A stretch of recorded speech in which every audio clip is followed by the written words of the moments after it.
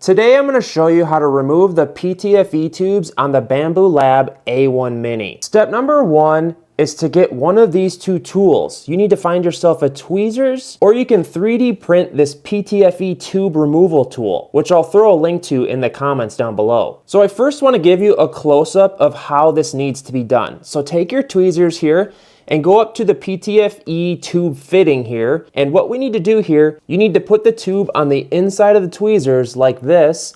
And then what we need to do here is push down on the edge of the fitting, if that makes sense here. So like so, if I click down like that. Another piece of advice is to move the printer head over here to the inside so that you get better force pushing down. I will say that removing all of the tubes is extremely easy on all the fittings except this printer head here. There's just something very odd about these fittings right here where it doesn't want to let them out. For example, I can go up to the AMS unit here and just kind of push this down by hands and pull it out. It just works so easy. Let's zoom in here. So if I click it in, it stays, and then I can push down on the edge here and then pull it out.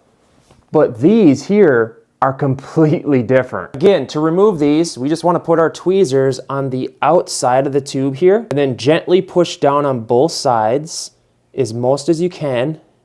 And then pull. A lot of times you're going to have to pull harder than you think. And they will come undone. Try it again here. Just pull. See, they do come undone. And if you are having issues with getting them out and if you mess this up, this is completely rebuildable. You can take this all apart, this whole fitting right here, and rebuild it. That's how to remove the PTFE tubes on your Bambu Lab A1 Mini. Hit me up in the comments with questions.